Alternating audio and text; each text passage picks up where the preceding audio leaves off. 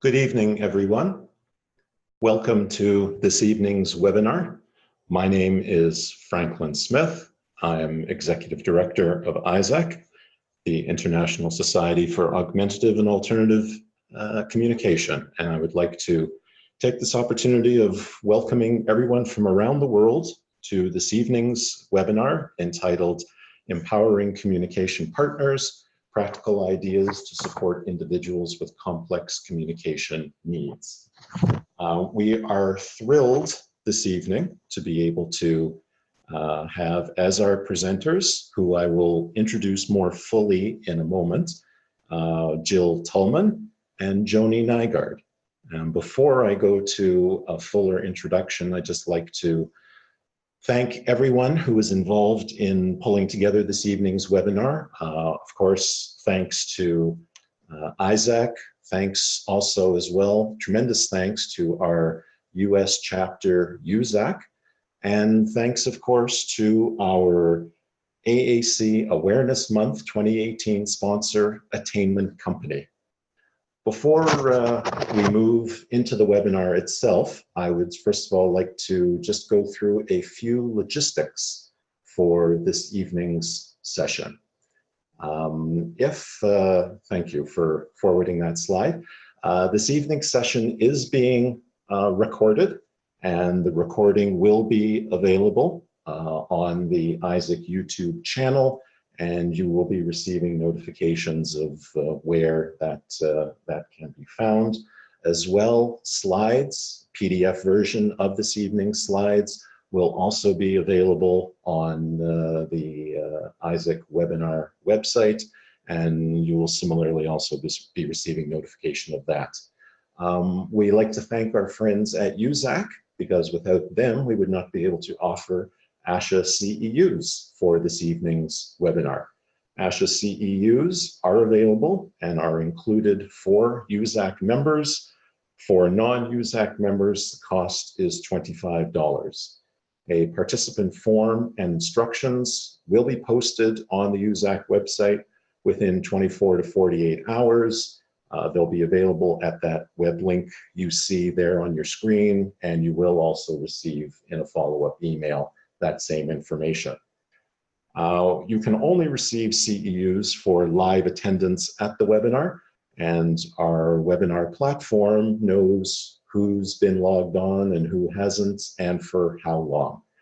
And that webinar form needs to be filled in, scanned, and sent to the email address that you see there. That information is also available on the website that you'll be receiving information on after the webinar. We also have a huge library of archived webcasts also available on the ISAC International website. And for this evening's webinar, the presentation is planned to go approximately 40 or 45 minutes. There will be a question and answer period afterwards. And for all attendees, if you look carefully at the bottom of your webinar screen, you will see a Q&A button. You can type in questions as the webinar is progressing. So feel free to type those in, and we will address as many questions as we can during the Q&A session towards the end of the webinar presentation. I'd also like at this point to just thank our friends at USAC on the next slide and recognize them for the tremendous work that they are doing, supporting people who use AAC and their families affected by disasters. And you can find out lots of additional information at the website that you see on your screen, aacdisasterrelief.recovers.org. Next week, we have another in the series of USAC webinars, so please save the date for November the 5th. And our dear friend Tracy Rakensberger will be providing next week's webinar, and likewise you'll be receiving more information on that as early, I believe, as tomorrow. I'd also like to At this point, also like to thank Isaac International and of course thank our dear friends at Attainment Company for, of course, sponsoring AAC Awareness Month 2018.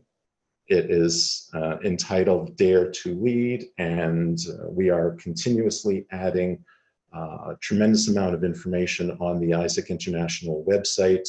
Please, by all means, feel free to go there and take a look at all of the activities that are underway all around the world.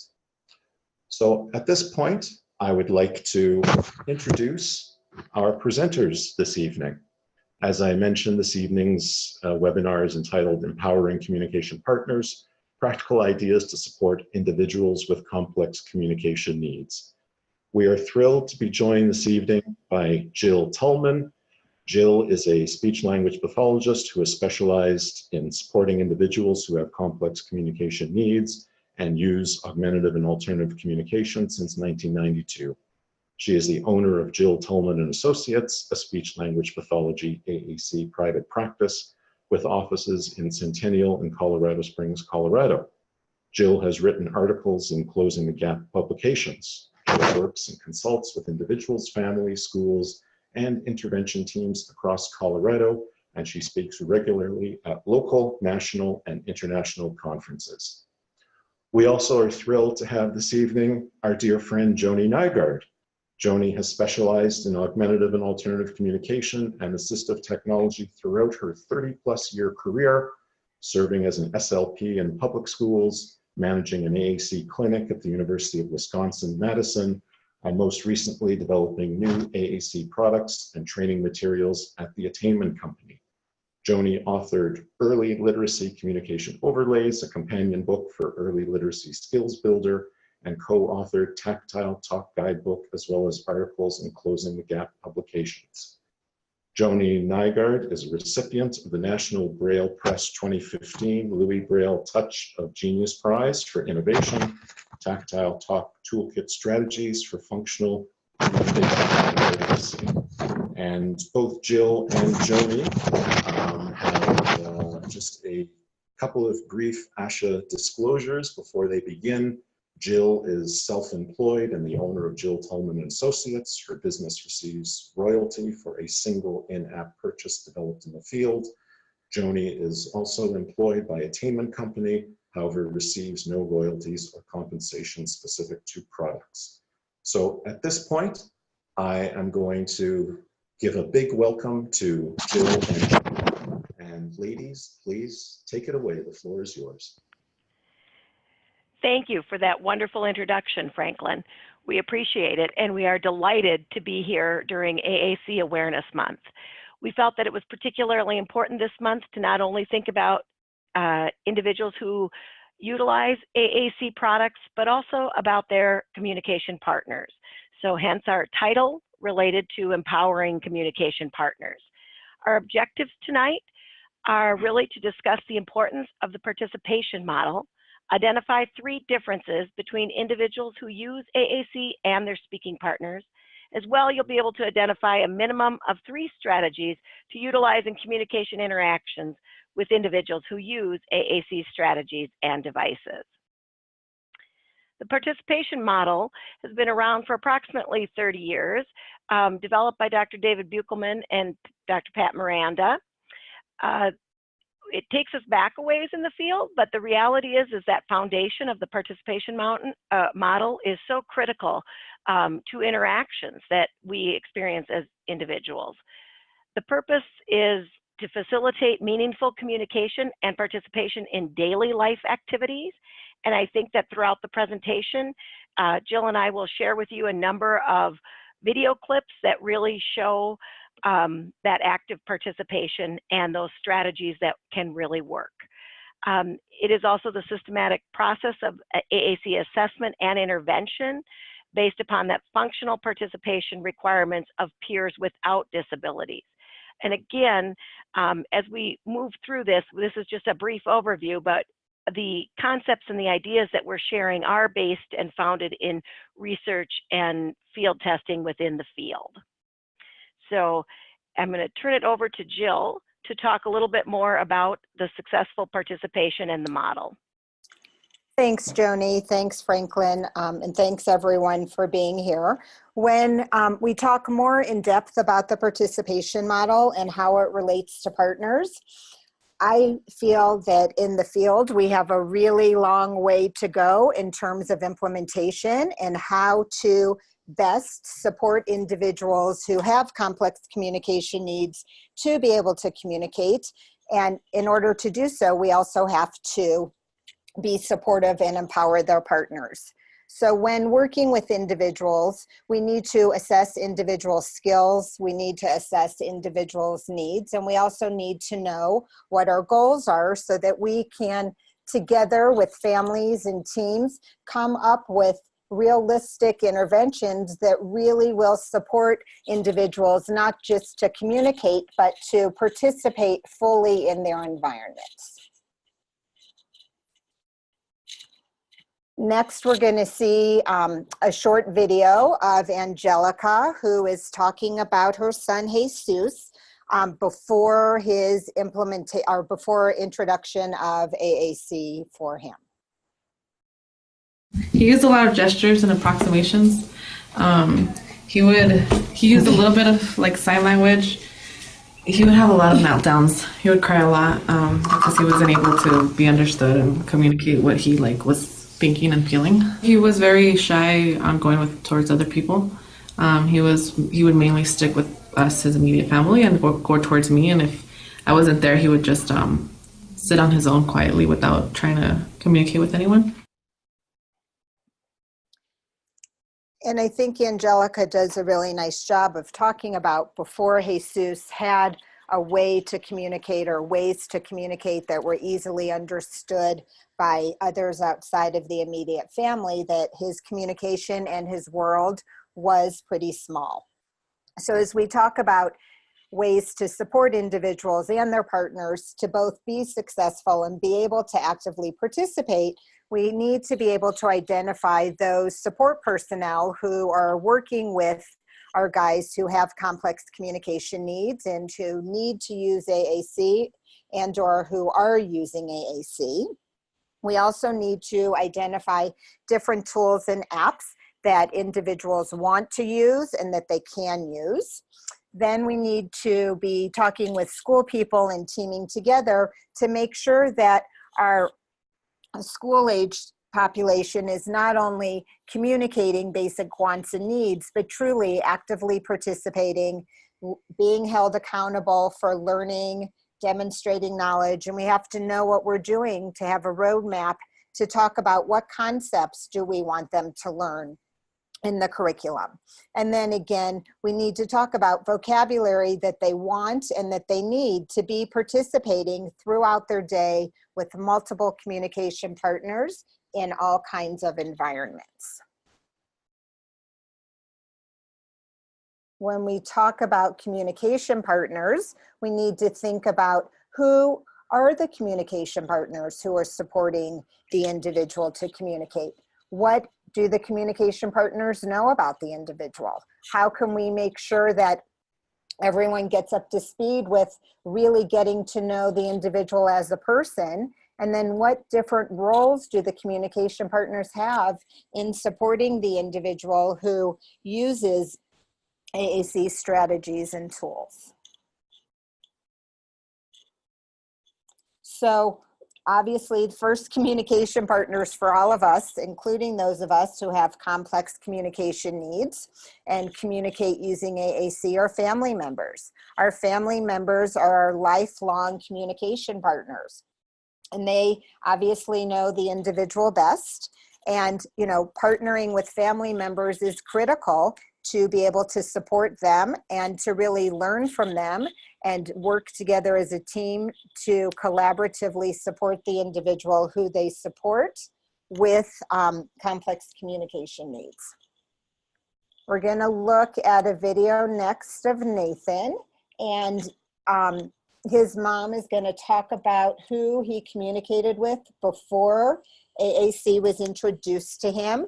And like Angelica was talking about Jesus, I think you'll really see here that for Nathan too, his world was really pretty limited when the majority of his communication was highly dependent on others to really know him and help interpret the world for him.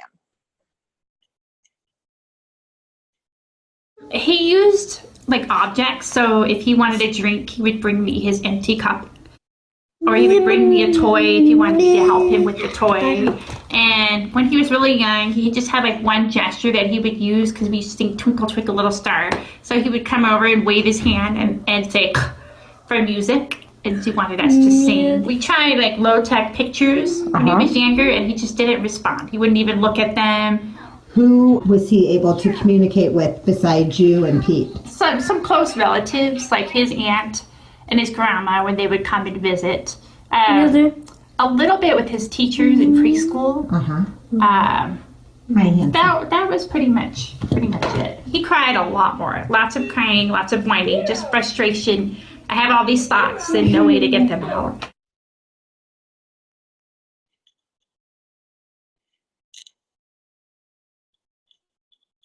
So as we're identifying strategies and techniques to support partners and help individuals who live with, work with, love individuals who have complex communication needs, we must be mindful. You know, we're doing ongoing assessments so that we can develop plans that figure out and identify how to integrate AAC technology, AAC tools and strategies into an individual's daily life, into activities throughout his or her day. We have to identify and be mindful to share responsibility for implementation. And you'll see later in some video as well, I think we all know this, but just wanted to say, just because someone has a communication device or a communication app does not mean that's the only way he or she should be expected to communicate. So, you know, another part of mindfulness is we don't want to be asking, making, you know, encouraging people who talk with technology, who have complex communication needs, to use their AAC technology to communicate things that we already know. So we always want to be supporting all of the ways in which the individual communicates, and also all of the ways in which his or her partner or partners support him or her to communicate. In our next video, Nathan's mom, Jen, is going to talk about what it was like when Nate got his first AAC device and started using it.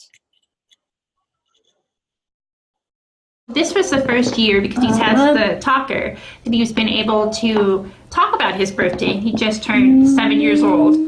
He has a birthday page with just like related vocabulary like balloons, tries, and happy birthday. The last few weeks he's been going to his page about himself, and he will say my birthday is September 30th with his talker. And so it was just kind of like he knew it was coming. We've been going over the calendar and telling him how many days till his birthday.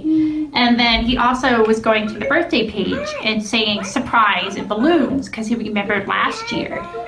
We had a conversation just verbally. I was just talking to him and just saying most people like cake for the birthday, but he's a light cake. He likes cookies. So I was going to make him cookies for his birthday. And he verbally said, happy birthday cookies.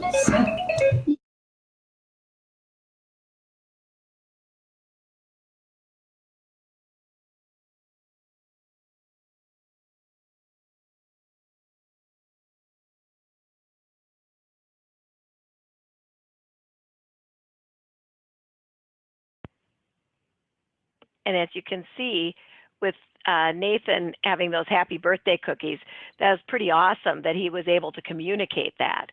So I think it's just totally reiterates that what AAC how it can benefit the individual client.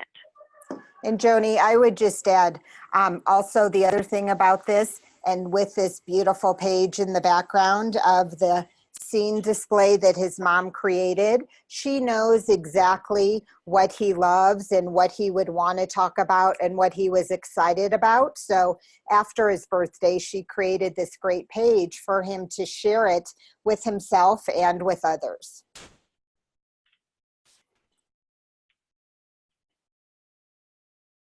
So now we're going to go back to Angelica, Jesus's mom, and she's going to talk about how Jesus is doing academically. And I think we all know individuals, again, who we live with, who we support, who we work with, who prior to having a consistent language system or access to rich language, you know, people often didn't know what to do with them or didn't know what they knew or how to teach them. And once kids get devices or apps that are matched for them and are programmed and set up in ways that let them demonstrate what they know, let them actively participate, things just can go really well, really quickly. So we'll hear Angelica. I've seen the big, huge difference of it that it's made in his life and it's made in our lives. So this has definitely like expanded his vocabulary tremendously, and spelling is one of them. He goes in there and starts spelling certain words if he doesn't. When did he start doing that? He's been doing it for a little bit, a couple months now.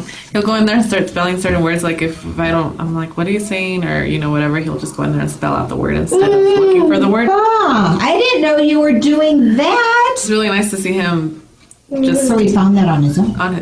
All on his own. Now that he has his communication device, he will go up to people and he'll try getting their attention, and he'll try having them like listen to what he has to say.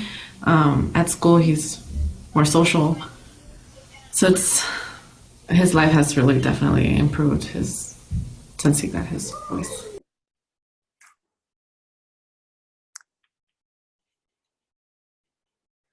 So when we talk about being mindful, we always want and need to provide opportunities for individuals to use a variety of tools and strategies, not that we want or that we think, but that really make sense to them and make sense for them. And in today's changing world with access to so much technology and so many different apps, you know, individuals may use different tools with different people, with different communication partners, in different environments and, you know, during different times of the day. And again, we can totally customize what these tools and strategies are based on what an individual needs and wants, and based on what his or her family thinks he or she can have and should have. We want to identify what works best, when and why. And this is really critical because this will help us to support individuals who are supporting in our guys with complex communication needs. So if something is only happening, if an individual is only participating or communicating when he or she is with one communication partner, we have a really big problem on our hands. So we need to really be teaming together and figure it out. We find, and I'm sure you all see and find, that learning opportunities for all are integral to successful AAC implementation. I think that partners and individuals may need just as much, if not more, support on knowing what to do and knowing how to be successful and feel successful as the individual who has complex communication needs. In this next video of Jen, Nathan's mom, she's going to talk about a variety of tools and strategies she uses. And she's also talking about all of the ways that Nathan communicates and how she and how Nate's dad naturally help and support him to communicate. Just because they have the talker doesn't mean they have to use that talker all the time. So we still allow him to use his body. Sometimes he still takes us by the hand to what he wants, and that's okay. It's okay to talk with your body, and it's okay to talk with your words. He still will bring me his cup, you know, when it's empty, to request a drink and that kind of thing, but he'll also use his talker. And then we just communicate with him using our voice a lot, and we could supplement with his talker. So at the dinner table, we might talk about, you know, what we're eating for dinner. We're eating chicken for dinner, and I might show him on the food page where the chicken is and try to show him, like, eat chicken. And it's harder to take it out in the community when it's going on an outing or something to a museum where it's noisy, it's distracting, and to put the talker in front of his face and use it when there's so much going on. that's more challenging. So we just do more, we snap pictures of what we did on our outing, and then we talk about it later when we get home. Don't worry about it. If they're pushing buttons over and over again, it's okay. It's just a way of babbling like a baby and exploring it so that they can use it later. And it might seem like it's slow progress, but just keep doing it. And now that he has all these options, so much more than what he did before, he's much happier. They'll ask him, how do you feel? And then we will take him to the feeling page, and he will say, feel good, or feel happy, or feel excited. Feels excited a lot.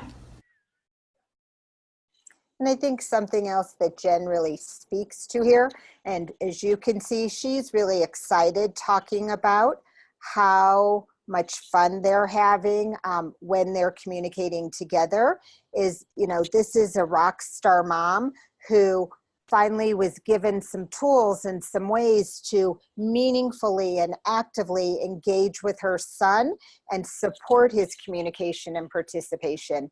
And, you know, we always say that we're not sure who's happier these days, Jen or Nathan.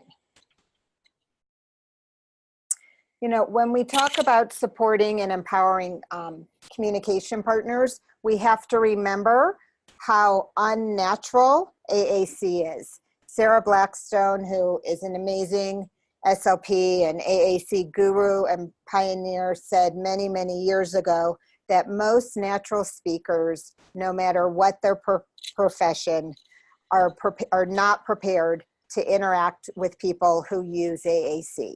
So as natural as those of us who live this, breathe this, work with this every day as we think this is, it is not natural.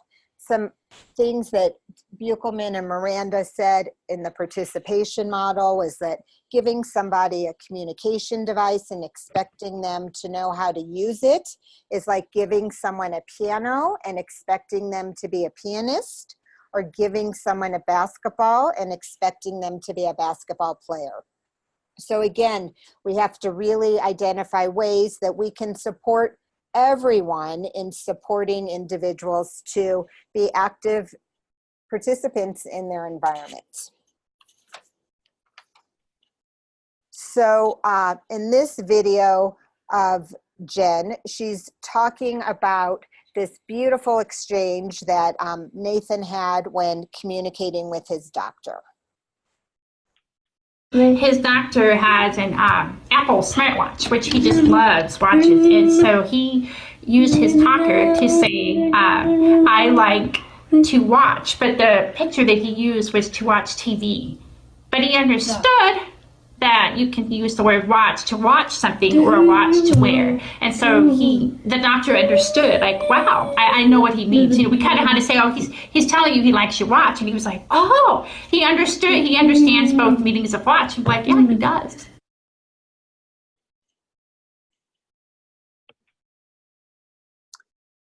So how are we going to go about figuring this out?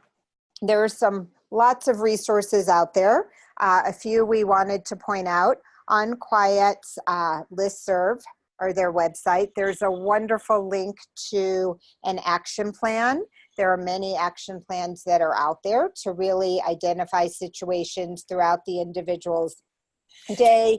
What does he want to be able to communicate? What does he or she need to be able to communicate? How are we going to set that up? The AT profile by attainment is also a great tool, as is social networks. In social networks, there's wonderful research from Mary Humpberg and Sarah Blackstone about the differences in participation patterns between individuals who use AAC and their speaking partners. This slide is pretty heavy, but I am going to read it because I think it's really important. And I think what we know from the research is critical, because we are not going to change participation patterns.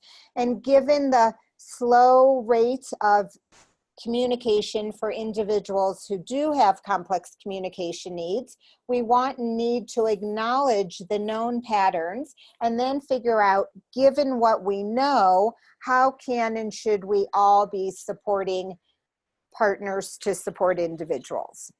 So what we know is that people who use AAC play a passive role. They rarely initiate interactions. They typically express a limited number of speech acts. They use restricted linguistic forms, and they often have limited opportunities to interact with others. Those of us on this webinar who talk with our mouths, who are speaking partners, we dominate interactions. We ask predominantly yes/no questions. We take a majority of conversational turns.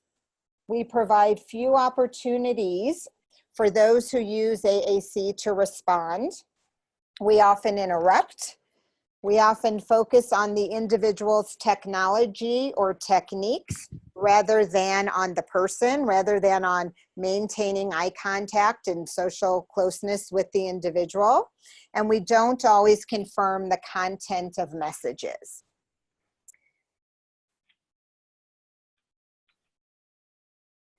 In this next video, this is John, who we work with, and you'll also see two of my wonderful colleagues, Molly McCarthy and Erin Hayden. And this video, I think, shows those participation patterns, both of John, who has complex communication needs, and Erin and Molly doing a great job supporting him. We really believe that we all learn best when we're having fun and when we're engaged, and that communication should not be hard, but it should be fun. So want you to also note as you're watching. For me. Give it to Molly. It's okay, Joni, just play it. Okay. Do you think I should go up on the top or down on the bottom? Oh, up or down? Down. Go down. Okay, let's see if I can get it. Oh. Wow! Oh no! Wait, hold on. Okay, wait, my turn. Ready? You can go next. Ready? 1, 2, 3. Oh! Oh! Should I go again or stop? Oh, stop. Okay, who's next? Harry. My turn? My turn. Go, Aaron. Yeah. Okay. You gotta tell me, am I going up or down? Up. Okay, ready? Go up, Aaron. Go up. Yeah. Woo! High five! Give Aaron a high five. Nice job, Aaron. Okay, look, I'm gonna say your turn. Turn. John, what color do you want to go with? Red or Yellow. okay.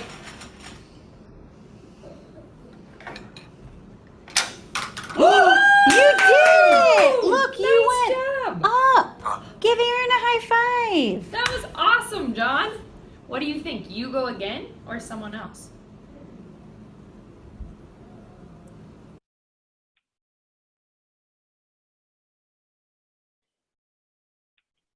So we always want to look for opportunities for communication partners to be providing meaningful interactions, and it's not just about AAC devices.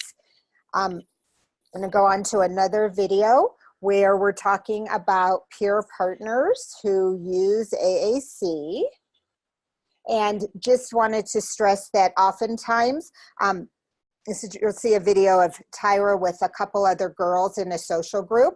And this is a group of teens who all talk with technology. And as therapists and just really as teenagers, we always want to go with their spontaneity.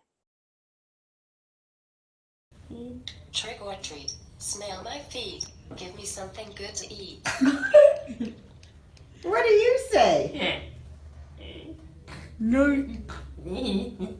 Trick or treat. Hello? Smell my feet. Give me something good to eat.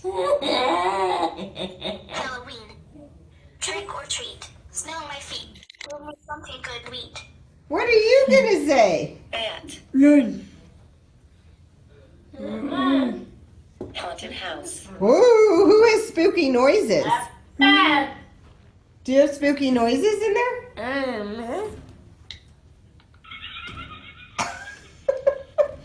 Do you?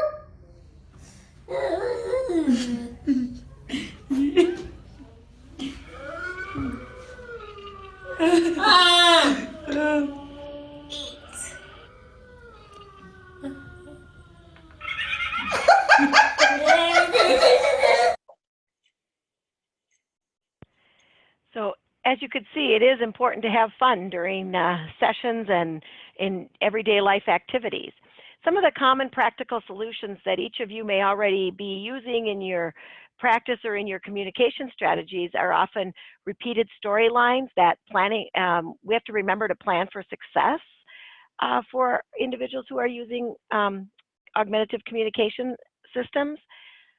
The modeling that we just observed in the last couple of clips related to using a system, similar systems.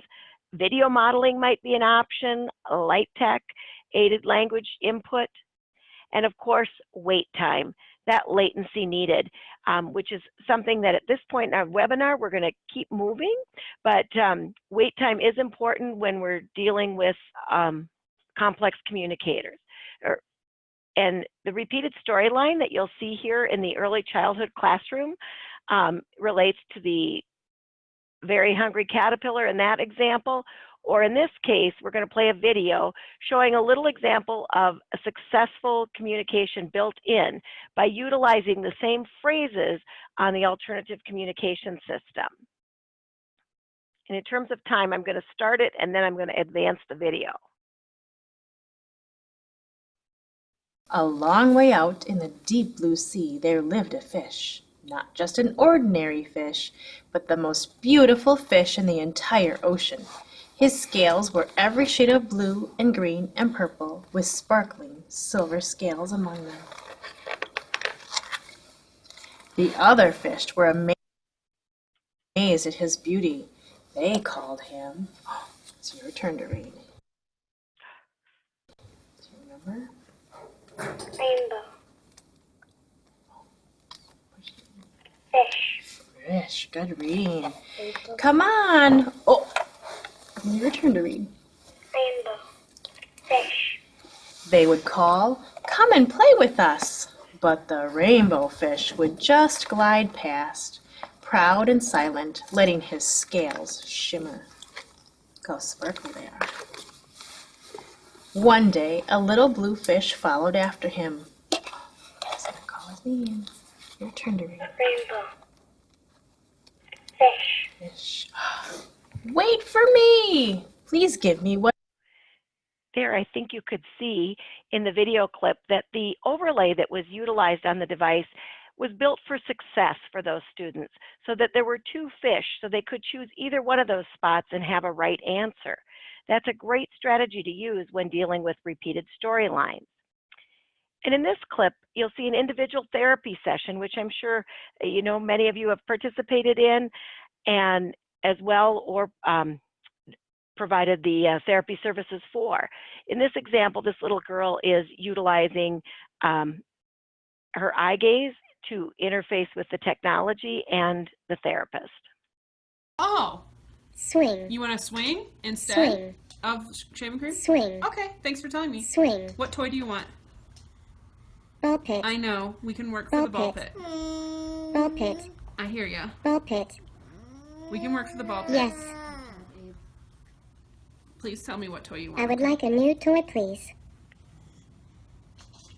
Piano. Okay. Eating another Piano. sweet.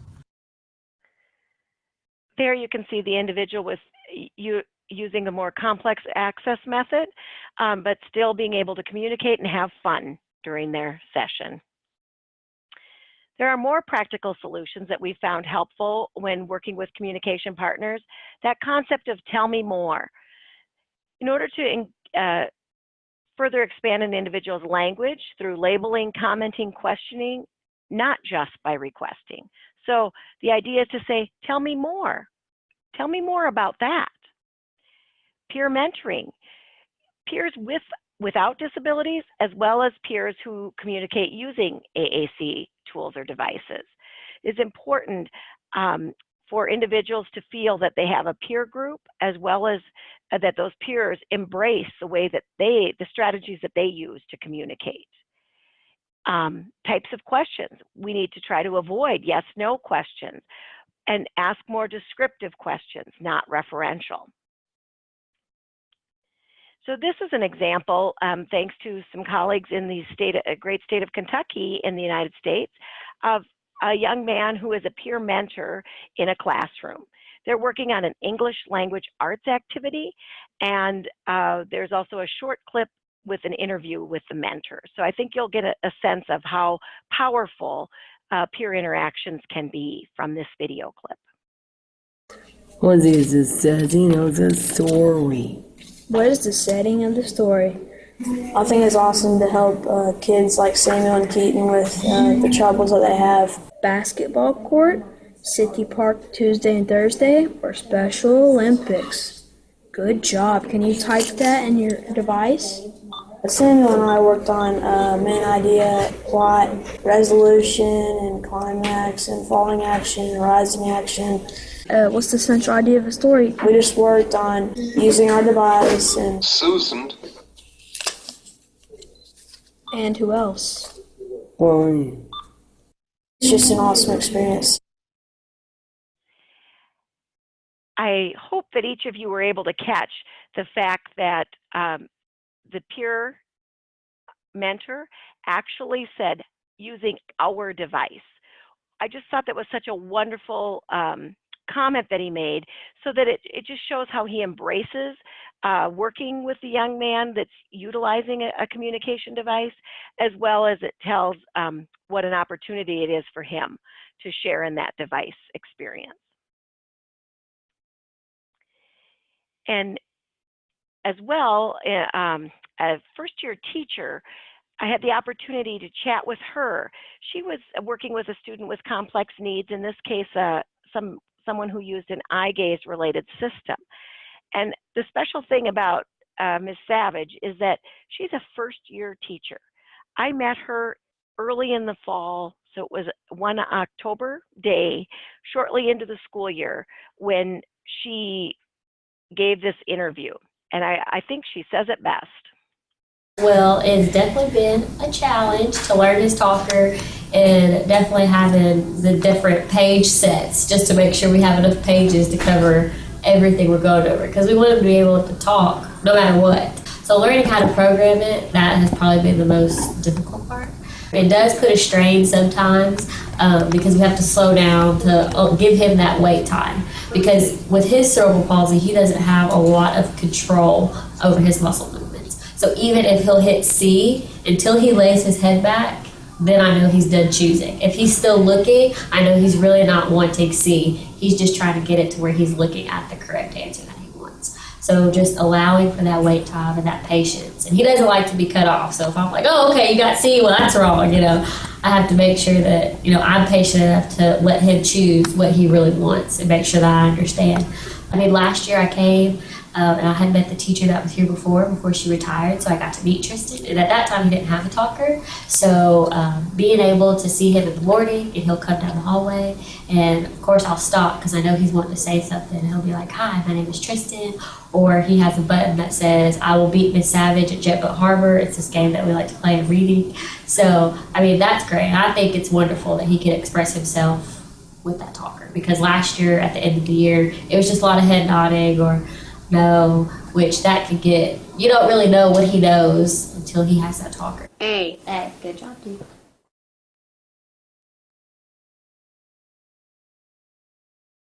And as you can see, she was a first-year teacher. I just have to tell you that one of the interesting points that she made, not necessarily now, was I said to her, how did you learn so quickly how to program this tool and get things up and running? And she said, oh no, the training for the device is in a couple of weeks. We haven't had that yet. I've totally relied on my paraprofessionals and another team member who had worked with someone else to be able to learn the device. So sometimes it was an important message so that we know that there are many ways in which people can learn about the tools, but it was her innate interest in communicating with this young child that allowed her to fully embrace the system, even though she hadn't technically been trained on the system. So I felt she was just an amazing first-year teacher.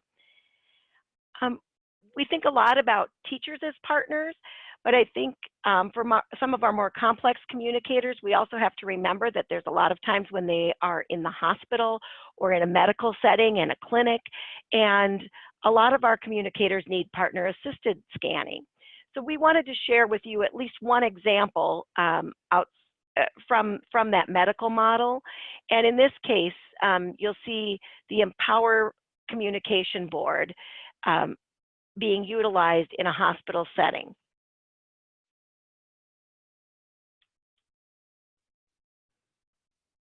Talk about pain. Sometimes young kids can't really understand a typical pain scale, but they do understand stories. Hi, Sophia. How are you feeling? Here, you help young patients tell their story. Ow, don't touch it. I don't want you. Can you point to one? Ouch. Okay, you have an ouchie. Something is wrong. Does it hurt? Use the pictures below to help them talk about their pain. You're sick? I don't feel good. Oh, it hurts. What can I help you? With Mom and pictures, Daddy? Sophia creates a the doctor? story about her pain Do you want and how it'll get better. You want me to fix it? Can you tell me what hurts? Your head, your back, you can't breathe, or your stomach? Oh, your back hurts. What make you feel better? Do you want a hug and a kiss? Do you want Band-Aid? Will you be okay? The pain story helps Sophia imagine a happy ending. You'll do better. Okay, and then later on, what we're gonna do? We're gonna go home, have a present. Okay. The pain script overlay. Help for young kids to talk about pain through a story. And the board, the page that you saw utilized right there at the end of the video clip was based on the research from our colleagues in South Africa who came forward with this information on young children and learning pain in a different way.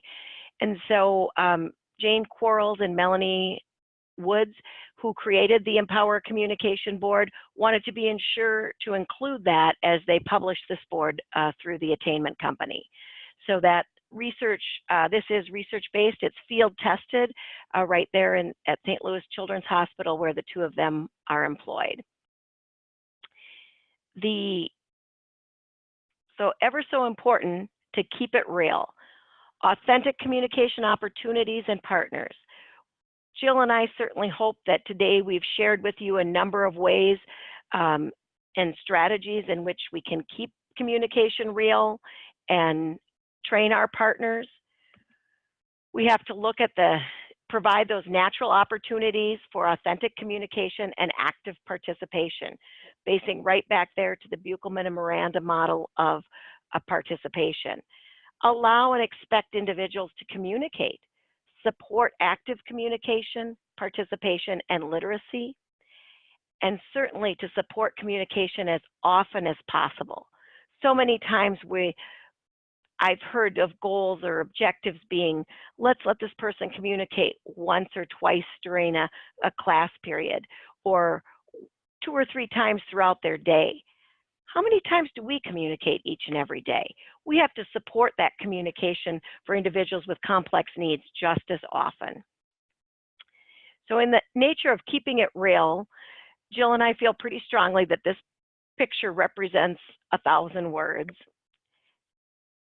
And as Walt Disney once said, if you can dream it, you can do it. Certainly, those princesses are magical, and that moment is real. In summary, you can see the strategies that we've talked about today and illustrated through our video clips.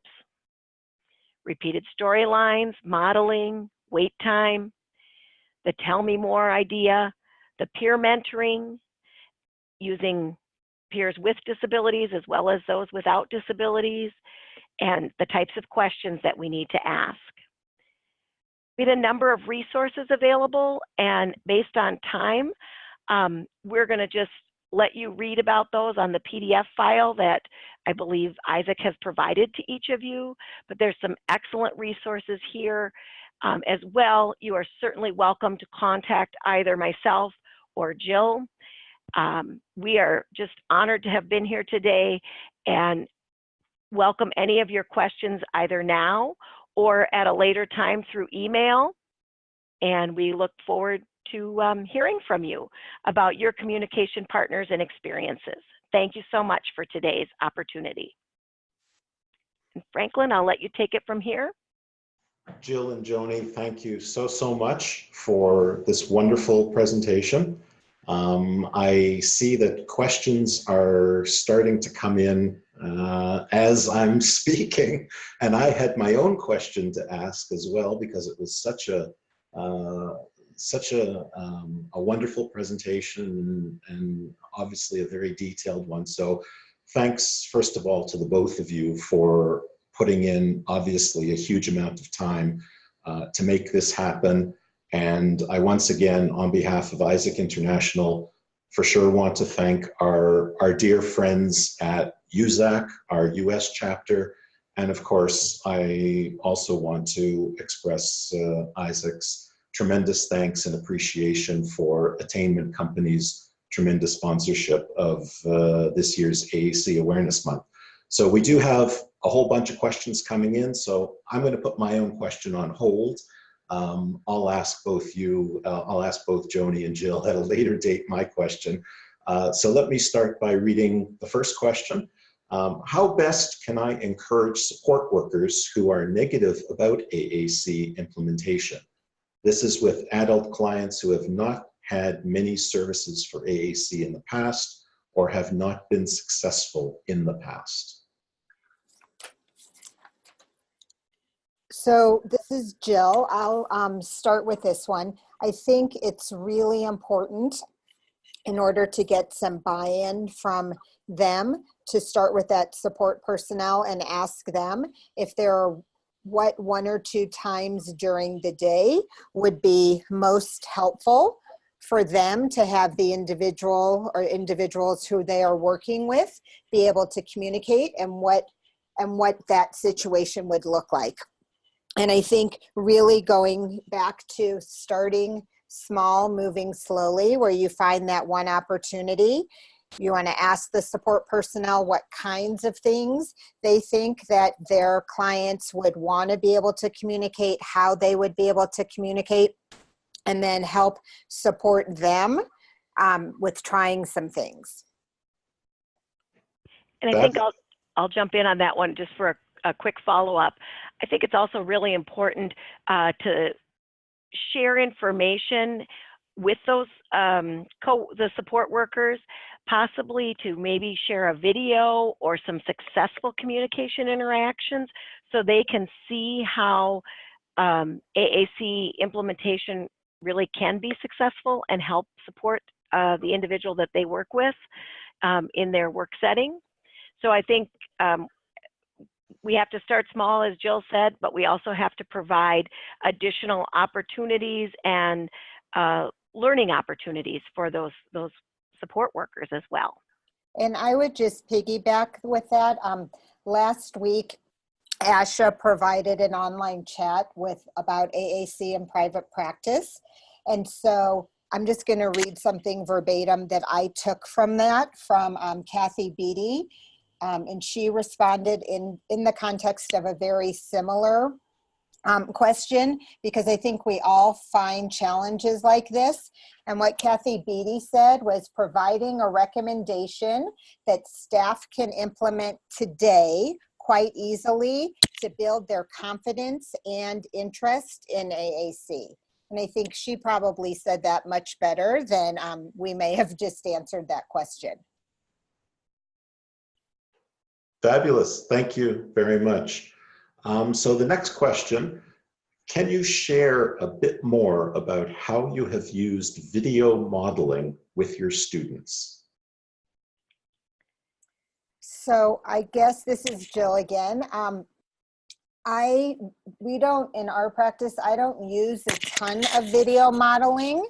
So I'm not really able to answer that question.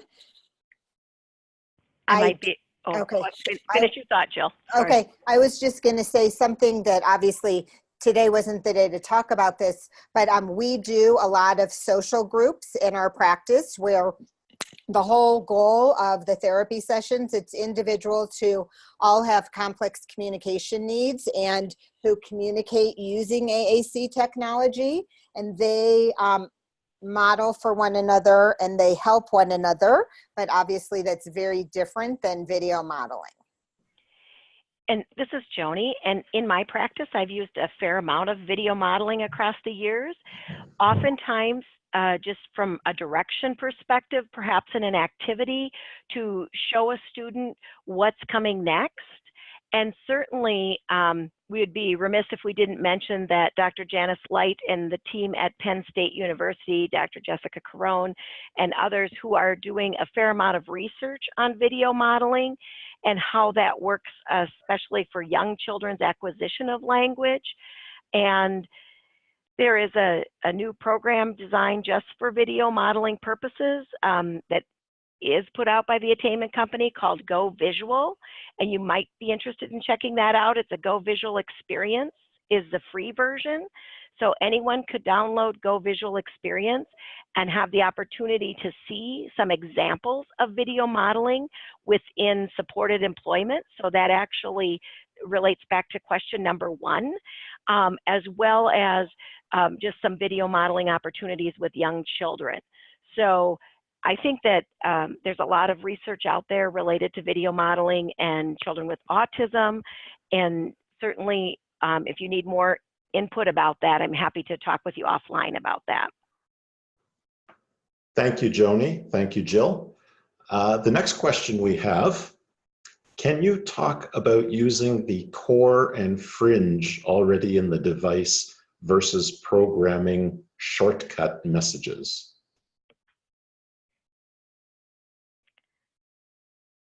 Jill, do you want to take that one?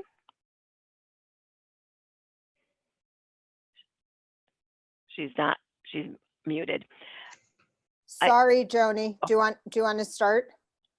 Well, yeah, I can start, but I'll let you take it further because you're currently working with a lot more people related to core and fringe. The idea of core messages has really evolved in our field. And so in terms of as I was practicing, I used a lot of core words or core ideas that kids needed, kids and adults needed to communicate in the various situations. So those, and if you're speaking specifically to core words, again, I think that that's a great way to encourage the language. And I've often had to use 2 devices or 2 strategies as individuals are learning core words or using some core words, and maybe their fringe vocabulary might be within their system, or maybe it is a specific, more of an activity related vocabulary board or grid. So I'll share that, but then hopefully Jill can answer that a little bit further.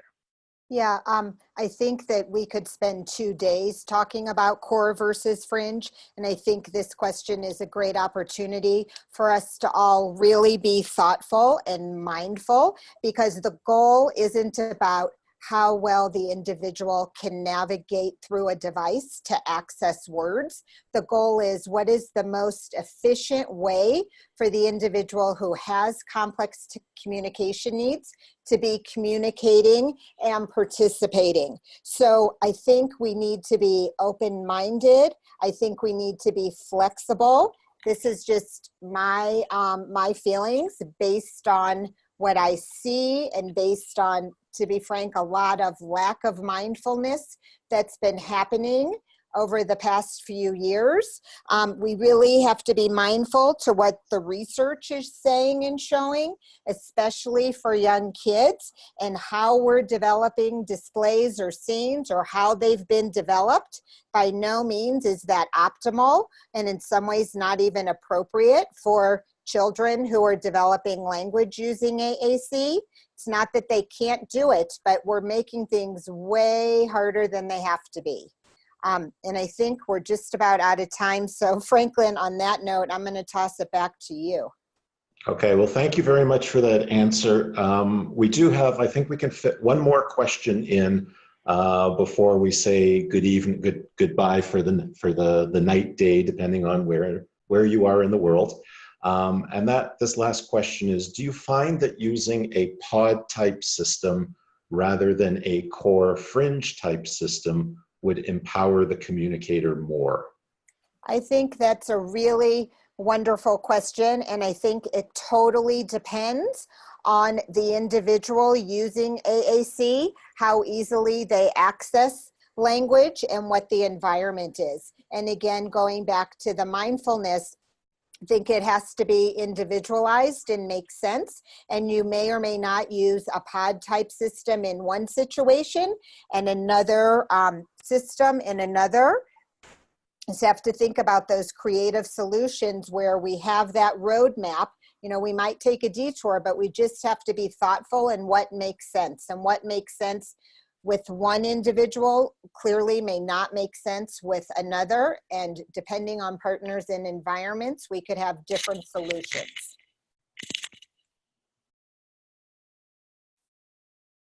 Fabulous. Thank you very much. So I am going to close out this evening by thanking you, Jill, thanking you, Joni, again, so much for your time, energy, and involvement in this. Thanks as well to our tech support individual, Craig, also from Attainment Company, for his help this evening. And I'm going to just let everyone out there know to please mark in your calendars the period August 3rd through August 6th, 2020 for Isaac Conference 2020 on beautiful Riviera Maya, Mexico. It is going to be an amazing conference. The team is already starting its work, and we hope to see everyone who is represented here around the world come and join us in Mexico in August of 2020. So again, thank you very much, Joni, Jill. Thank you to our dear friends at USAC, and thanks again also to our friends at Attainment Company for sponsoring AAC Awareness Month 2018. I'm Franklin Smith, and thank you very much everyone from around the world for joining us this evening. Good night, take care.